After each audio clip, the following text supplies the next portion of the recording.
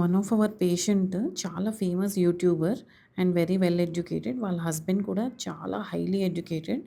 But ఇంట్లో పెద్దవాళ్ళు chicken pox వస్తే అదే తగ్గిపోతుందిలే వేపాకు, పసుపు అది పెట్టుకో అని చెప్తే తను పాపం అదే అప్లై చేసుకుంటూ ఉన్నారంట. ఇప్పుడు తనకి సివియర్ స్కారింగ్ అయింది. అండ్ డెఫినెట్‌గా ఈ స్కార్స్ కోసం లేజర్ ట్రీట్మెంట్ చేయక తప్పదు. చికెన్ పాక్స్ యాక్టివ్‌గా వాటర్ బబుల్స్ అవి వచ్చినప్పుడు కూడా ట్రీట్మెంట్ తీసుకోలేదు. ఓకే.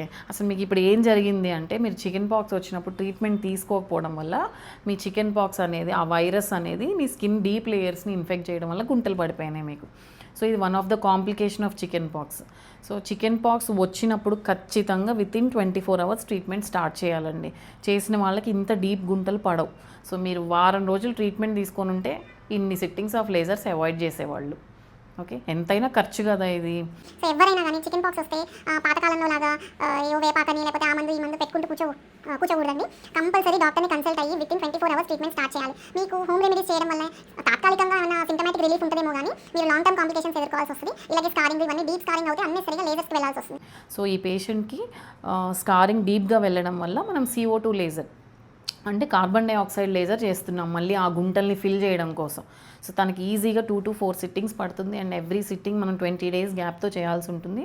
సో మనము ఎప్పుడైతే చికెన్ పాక్స్కి యాంటీవైరల్స్ టైంకి యాంటీవైరల్స్ ఇస్తామో ఆ వైరస్ మల్టిప్లికేషన్ అనేది కంట్రోల్లో ఉంటుంది అండ్ చాలా కాంప్లికేషన్స్ ప్రివెంట్ చేయొచ్చు. ఇలాంటి కాంప్లికేషన్స్ ఎస్పెషల్లీ అడల్ట్స్లో చాలా కామన్ అండి.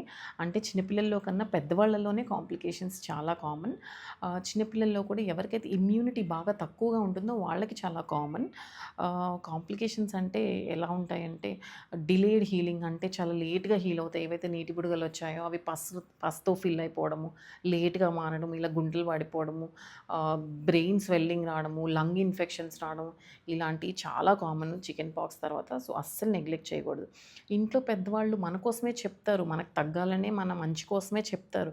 కానీ వాళ్ళకి ఆ రోజుల్లో సరిగ్గా మెడికల్ ట్రీట్మెంట్స్ అందుబాటులో ఉండేవి కాదు, మెడిసిన్స్ అందుబాటులో ఉండేవి కాదు. కాబట్టి వాళ్ళు అలా ఫాలో అయ్యేవాళ్ళు ఆ రోజుల్లో. కానీ ఈ రోజుల్లో అలా కాదు కదండి.